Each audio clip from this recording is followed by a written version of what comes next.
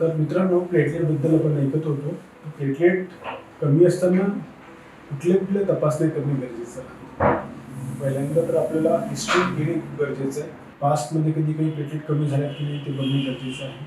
दुसरं आहे की इन्व्हेस्टिगेशनमध्ये बघायला गेलो तर आपल्याला पेरिफेरल स्मिअर किंवा CBC कम्प्लीट ब्लड काउंट म्हणून एक टेस्ट असते, ती करणे गरजेचं आहे. त्याच्यावरती मग आपण पेरिफेरल स्मिअरची टेस्ट करतो.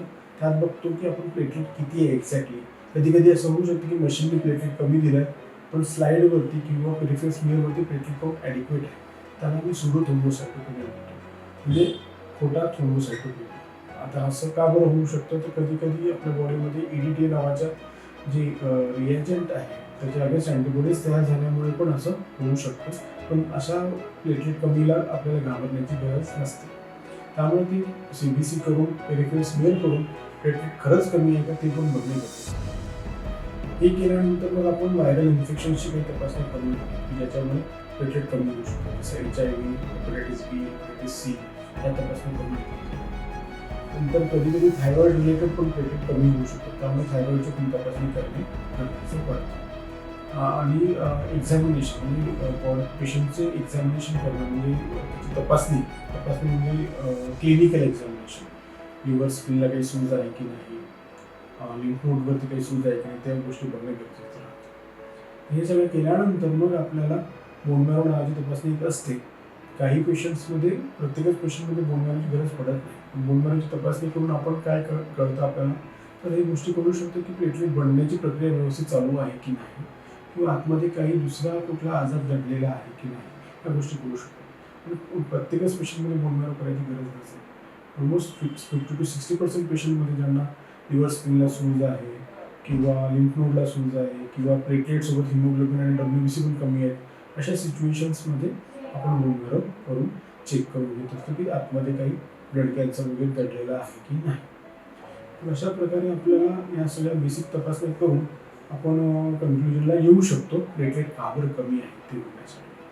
दुसरे काही इम्युनिटी रिलेटेड तपासण्या पण करू शकतो. जसं पेशंटला संधिवाताचा त्रास असेल तर रुमॅटॉइड आर्थरायटिसचं तपासणी, संधिवात प्लस केस गळणे आणि अल्सर्सचा त्रास होत असेल तर तेव्हा आपण SLE नावाचा आजार असतो, ऑटोइम्युन डिसऑर्डर, तो चेक करून त्याचे ब्लड टेस्ट करून आपण ANE नावाची ब्लड टेस्ट करून त्यालाही रूल आउट करू शकतो. तर असे टेस्ट आपण वेगवेगळ्या करून वेगवेगळ्या टेस्ट करून आपण कन्क्लुजनला पोहोचू शकतो. या सगळ्या गोष्टी रूल आउट केल्यानंतर आपण जे उरतं त्याला आम्ही म्हणतो इम्युन थ्रोम्बोसायटोपेनिया, म्हणजे स्वतःची इम्युनिटी स्वतःच्या अगेन्स्ट टाकतो. तर अशा आजाराला पण आपण ट्रीट करू शकतो. ते कारण कळलं तर त्या कारणाला ट्रीट केलं तर त्या प्लेटलेट वाढून जातात. जसं डेंग्यू आहे, डेंग्यूचा आजार ओसरला की त्या प्लेटलेट वाढून जातात. काही गोळ्यांमुळे जर प्लेटलेट कमी झाला असेल, त्या गोळ्या बंद केल्यानंतर वाढून जातात. काही व्हायरल इन्फेक्शन आहे, सपोज हेपॅटायटिस C नावाचं इन्फेक्शन, त्याला जर ट्रीट केलं तर तेही त्या प्लेटलेटची इम्प्रूव्ह होईल. पण इम्युन थ्रोम्बोसायटोपेनियाचे प्लेटलेट जनरली इम्प्रूव्ह होत नाही, त्याला ट्रीटमेंट लागतं. पण प्रत्येकच इम्युन थ्रोम्बोसायटोपेनियाच्या पेशंटला ट्रीट करण्याची गरज नसते. प्लेटलेट काउंट जर 70-80,000 आहे आणि पेशंटला काही त्रास होत नाही, त्याला आपण ट्रीट करत नाही, त्याला फक्त ऑब्झर्व केलं जातं. लहान मुलांमध्ये होणारा इम्युन थ्रोम्बोसायटोपेनिया असतो, त्याच्यामध्ये 80% पेशंट आपोआपच बरे होतात, त्याला ट्रीटमेंटची गरज लागत नाही. 20% पेशंट्सना ट्रीटमेंटची गरज लागते लहान मुलांमध्ये, आणि ॲडल्ट्समध्ये विचारलं तर 50% पेशंट्सला ट्रीटमेंटची गरज लागते.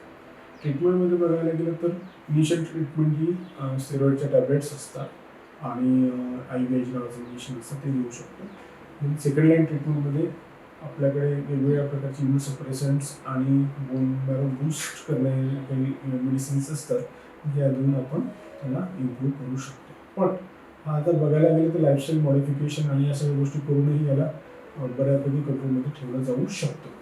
प्लेटलेट काउंट जर 30,000 आणि 40,000 आहे आणि ब्लिडिंग होत नसेल तर अशा पेशंट्सना आपण ऑब्झर्व पण करू शकतो, प्रोव्हायडेड ते काही हाय रिस्क वर्क करत नाही, त्यांना फॉल होण्याची रिस्क राहत नाही. कारण प्लेटलेट काउंट जर 30,000 असेल आणि तुम्ही पडले नाही तर तुम्हाला ब्लिडिंग नाही होणार. अशा प्रकारे आपण प्लेटलेटच्या आजारांवरती, वेगवेगळ्या प्रकारच्या आजारांवरती विशिष्ट प्रकारे ट्रीटमेंट करून त्याला बरं करू शकतो आणि ट्रीटमेंट करून त्या पेशंटला पूर्णपणे बरं करू शकतो.